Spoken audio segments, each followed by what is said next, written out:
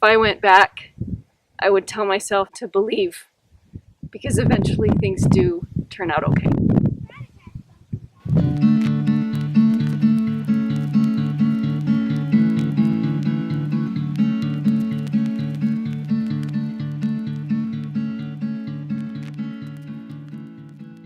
I spent pretty much my entire high school life and some of my junior high life and even some of my college life with depression and anxiety.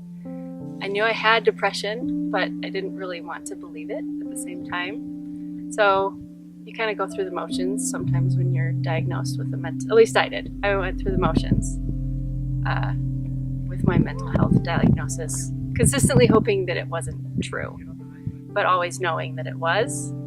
And it often drove me into a very dark space, which usually led to suicidal thoughts and sometimes acting on those thoughts. When you're a teenager, you're supposed to be happy.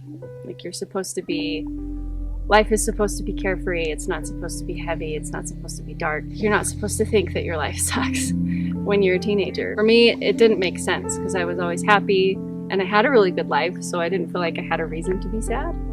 I didn't feel like I had a reason to have that diagnosis, I guess you could say. And so when I was finally diagnosed with depression, I didn't really want to believe it. When I finally accepted that depression was a part of my life, it was a really big healing moment for me, because I was able to start looking into ways, like for me personally, to heal. Because any mental health diagnosis, they kind of tend to put you into a box. It's like, well, here, try these pills, or go talk to this therapist, or, you know, they tell you what to do to get better. And when I finally accepted that I wasn't healthy, I was able to kind of find my own way to get better. And in order to continue staying healthy mentally, I just focus on my own healing path. For me personally, I think it really comes down to being afraid, I guess, to understand, because it's a really hard topic. Like, you're literally talking about somebody considering killing themselves. Like, most people don't even want to approach something like that because it is so scary. Like, it's like you're literally talking about finding ways to save someone's life. And in the physical world, like, those things are usually reserved for people who have schooling or people who have specific talents in, like, you know, first aid or things like that. I would say that the biggest thing people could do is just taking the time to actually be in that space, even though it is scary.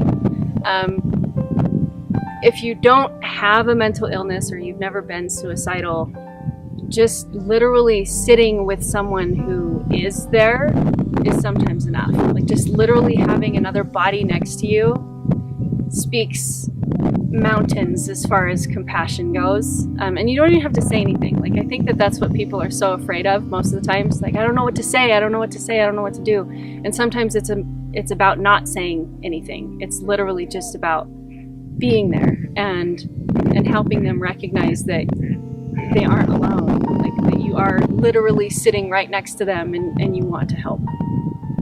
I would literally go back and tell myself it's okay. It's okay to be broken. It doesn't mean that you can't be fixed. It's okay to feel broken. It doesn't mean that you can't heal. It's really difficult to see that when you're in it, because all you see are the millions of shattered pieces of your soul sometimes. And thinking of a time or a way to be able to pick those up and to put them back together and to literally put yourself back together is a really daunting thought. But it is possible. And so if I went back, I would tell myself to just remember that and to believe, because eventually things do turn out okay.